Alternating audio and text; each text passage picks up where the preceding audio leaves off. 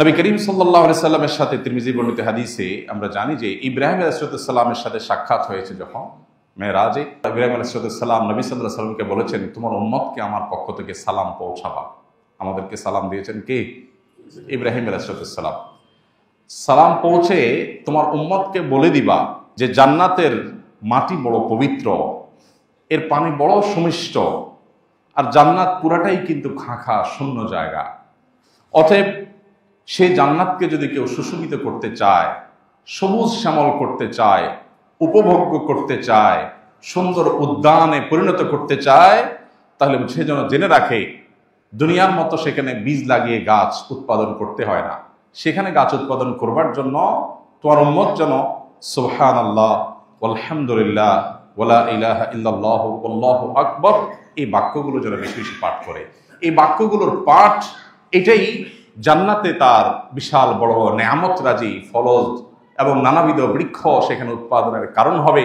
অতএব তোমার উম্মত যেন এটা জেনে রাখে, তাদেরকে জানিয়ে দিও যে জান্নাত সেটার জন্য কিন্তু তাদেরকে পার্থিব জগৎ থেকে জীবদ্দশায় দুনিয়া থেকেই তাদেরকে কিন্তু সেখানে উৎপাদন করে তারপরে সেখানে আসতে হবে। এই বার্তা নবী সাল্লাল্লাহু আলাইহি সাল্লামকে ইব্রাহিম আলাইহিস সালাম দিয়েছেন আমাদের উদ্দেশ্যে। বিধায় এখান থেকে শিক্ষা গ্রহণ করে আমরা বেশি বেশি তাসবিহ, অবসর সময়ে আল্লাহর পবিত্রতা জ্ঞাপন, আল্লাহর একত্ববাদের স্বীকৃতি, আল্লাহর বড়ত্ব বর্ণনা এবং আল্লাহর প্রশংসা, এই বাক্যগুলো আমরা বেশি বেশি পাঠ করব।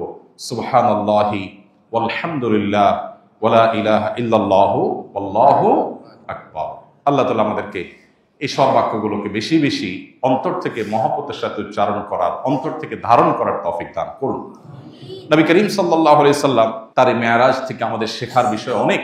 তার জীবনের সবচেয়ে কষ্টের বছরও আল্লাহ তাআলা তার জন্য সান্ত্বনার ব্যবস্থা রেখেছেন। আল্লাহ যে কোরআনে বলেছেন ইন্না মাআল উসরি ইউসরা, নিশ্চয়ই মানুষের কষ্টের পরই কষ্টের সাথেই সুখ থাকে। আল্লাহ পরে শব্দ বলেননি, বলেছেন মাআল উসরি ইউসরা, অর্থাৎ মানুষের কঠিন সময়ের সাথেই সহজ সময়, ভালো সময় থাকে। বারবার আল্লাহ তাআলা বলেছেন। মেরাজ থেকে আমাদের যে শিক্ষার বিষয়গুলো আছে এর ভিতরে একটা হলো ইন্না মাআল উসরি ইউসরা, কষ্টের পরেই সুখ থাকে। নবী সাল্লাল্লাহু আলাইহি সাল্লামকে আল্লাহ তাআলা অনেক পরীক্ষা নিয়েছে, অনেক কষ্ট তার জীবনে ছিল। এই কষ্ট দূর করার জন্য আল্লাহ তাআলা জান্নাতের নেয়ামত তো দেবেনি, দুনিয়াতেই আল্লাহ তাআলা মেরাজের নেয়ামত দিয়ে তাকে ধন্য করেছেন।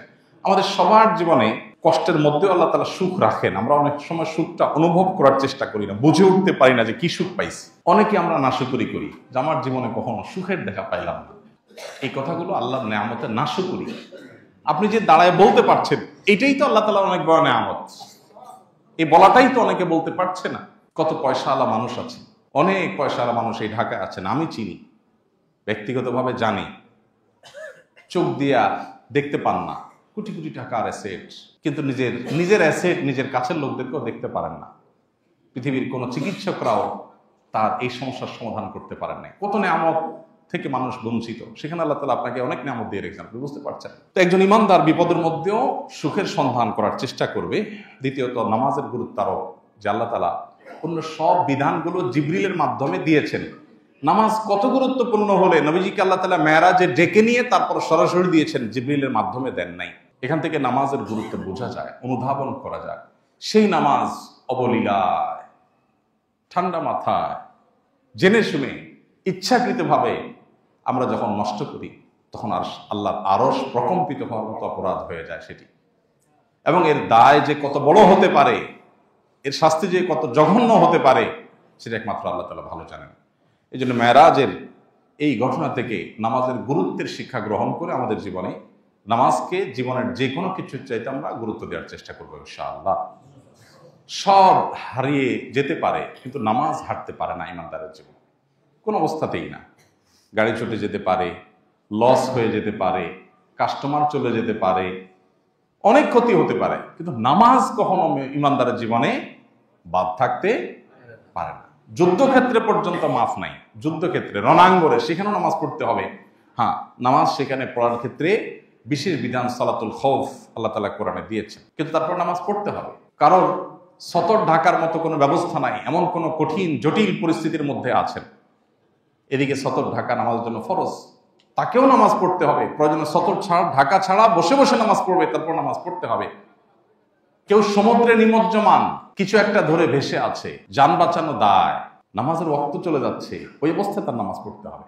কেবলার দিকে ফিরে স্থির থাকার মতো অবস্থা নেই, ঢেউ তাকে অনবরত নাড়িয়ে দিচ্ছে, তাহলে যেদিকে সম্ভব ওইদিকে ফিরে নামাজ পড়বে, তারপর তাকে নামাজ পড়তে হবে। একজন মানুষ দাঁড়িয়ে নামাজ পড়তে পারছে না, তাকে বসে পড়তে হবে। বসে পড়তে পারছে না, শুয়ে পড়তে হবে। অঙ্গ প্রত্যঙ্গ, মাথা হাত নাড়াতে পারছে না, মনে মনে পড়তে হবে। মাফ নাই, ওযু করার ক্ষমতা নাই, পানি নাই, তায়াম্মুম করবে। মাটিতে থাকুক আর আকাশে বিমানে থাকুক, রেলে থাকুক আর বাসে থাকুক, নামাজ কখনো মাফ নেই।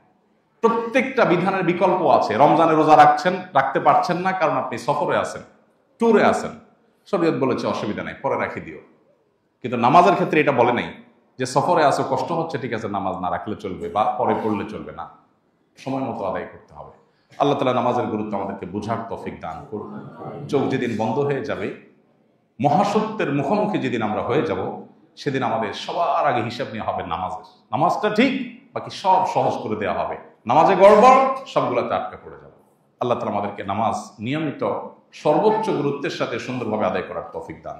আস-সুন্নাহ ফাউন্ডেশন, উম্মার স্বার্থে, সুন্নাহর সাথে।